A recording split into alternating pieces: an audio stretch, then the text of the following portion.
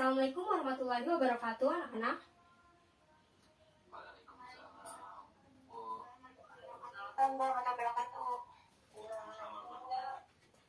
Gimana kalian semua, pada sehat?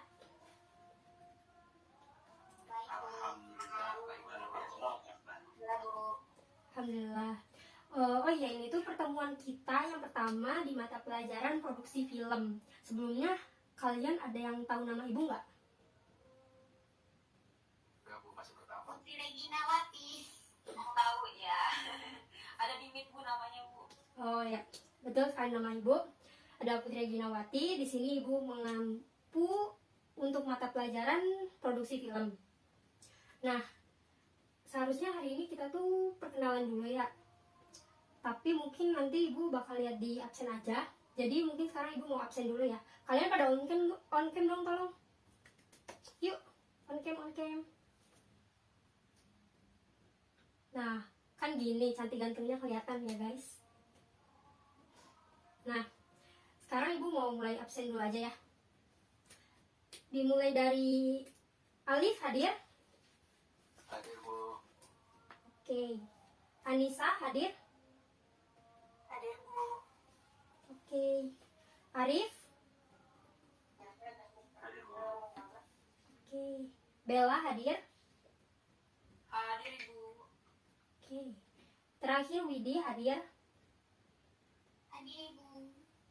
Nah, bagus. Mood kalian sepertinya hari ini sangat baik ya bertemu dengan saya. Nah, di sini ibu tuh bakal memperkenalkan dulu mengenai apa sih broadcasting dan videografi, karena hal tersebut tuh berkaitan dengan produksi film. Jadi sebentar ibu bakal share screen dulu. Sebentar.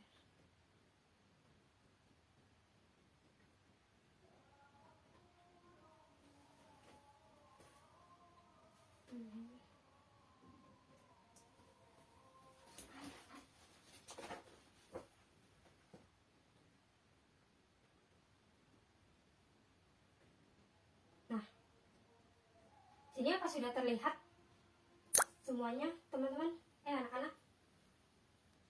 Terlihat, Bu. Nah, di sini ibu akan mengajari mengenai produksi film. Nah, sebentar ya. Ya, mata pelajaran yang akan ibu ajari adalah produksi film. Dan di sini ibu akan menyampaikan materi mengenai dasar-dasar broadcasting dan perfilman, yaitu mengenai sejarah dan perkembangan broadcasting dan perfilman. Di sini sebelumnya ada yang udah dengar atau udah tahu belum sih sejarah dan perkembangan broadcasting dan perfilman ini? Tapi jangan baca PPT ibu dulu ya. Coba ada yang tahu? Belum, Bu. Aku nggak tahu. Oke, jadi di sini ibu bakal langsung jelasin aja ya. Nah, dalam sejarah dan perkembangan broadcasting dan perfilman ini di Indonesia ya, khususnya ibu bakal meneranginya. Jadi ada periode penjajahan Belanda pada tahun 1900 sampai 1941. Nah, masyarakat atau bangsa Indonesia ini mulai mengenal film itu pada tahun 1900 ketika masih dijajah oleh Belanda. Jadi waktu itu diadakan pemutaran film dokumenter perdana yang masih disu tentang perjalanan Ratu dan Raja Belanda di Kebon Jaya, Tanah Abang. Lalu dalam kurun waktu 2,5 dekade berikutnya, film-film dari Amerika dan Cina mulai masuk ke Indonesia.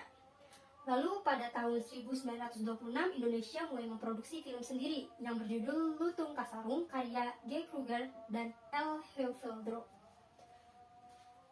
Lalu ibu next saja. Oh maaf, sebentar. Sini ibu naik ya. Nah, lalu selanjutnya di sini yang kedua ada periode penjajahan Jepang, yaitu pada tahun 1942 sampai 1945. Di era pemerintahan Jepang terjadi pemasungan luar biasa terhadap perfilman Indonesia. Pasalnya produksi film yang diperbolehkan hanya film propaganda yang mengagungkan kehebatan Jepang. Lalu semua film asing itu dilarang masuk ke Indonesia, jadi cuma boleh ada film Jepang doang.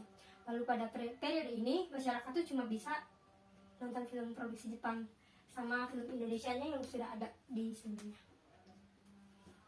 Nah, untuk selanjutnya di sini ada periode tahun 1945 sampai 1949, itu pada masa awal kemerdekaan. Perusahaan Pacific Corporation milik Belanda itu diubah menjadi Pusat Perfilman Nasional atau PFN bersama dengan hadirnya Persatuan Artis Film Indonesia atau PARFI. Tapi sayangnya itu perkembangan ini tidak didukung regulasi yang kondusif untuk memacu pertumbuhan perfilman di Indonesia. Lalu akibatnya kompetisi menjadi tidak seimbang karena film asing membanjiri Indonesia, sementara produksi sendiri itu belum kuat. Lalu selanjutnya di sini ada periode pada tahun 1950 sampai 1959. Pada periode ini perfilman Indonesia itu diwarnai karya pekerja film yang sebagian berasal dari tenaga terpelajar dan tergabung dalam organisasi seniman film. Pada 30 Maret 1950, Usmar Ismail mendirikan perusahaan film nasional Indonesia atau Perfini, dan produksi pertamanya adalah film Darah dan Doa. Lalu pada tanggal 30 Maret kemudian diperingati setiap tahunnya sebagai Hari Film Nasional. Lalu film Darah dan Doa karya Usmar Ismail ini film pertama yang benar-benar disutradarai oleh orang Indonesia dan diproduksi oleh perusahaan milik sendiri. Tuh kan hebat kan ya, orang Indonesia zaman dulu udah bisa bikin film sendiri. Lalu selanjutnya di sini ada periode 1960 sampai 1969. Periode ini dipenuhi pergolakan karena bersamaan dengan munculnya PKI sebagai kekuatan sosial baru. Lalu selain itu terdapat aksi keras seperti pemboikotan terhadap film-film yang disinyalir menjadi agen imperialisme Amerika. Pada 1964 jumlah bioskop juga semakin menurun karena adanya aksi pembakaran. Lalu pemberontakan G30 SPKI juga membuat situasi semakin tidak menentu hingga 1966, hingga membuat aktivitas produksi di berbagai bidang menjadi lumpuh. Lalu selanjutnya ini ada periode 1970 dan sampai 1990. Memasuki 1970, industri perfilman Indonesia ini mulai bangkit. Nah, salah satunya itu ditandai dengan produksi film pada tahun itu yang mencapai 19 judul, mengingat dari 1669 yang hanya menelurkan 11 judul saja. Pada periode ini, teknologi pembuatan film dan industri bioskop ini mengalami kemajuan cukup pesat.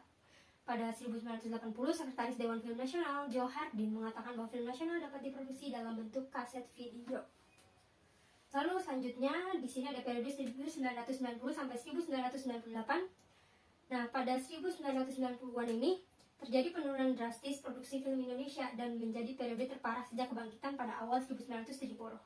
Hal ini dipengaruhi oleh banyak faktor seperti perkembangan televisi swasta, sistem manajemen perusahaan perfilman, dan persaingan dengan film asing.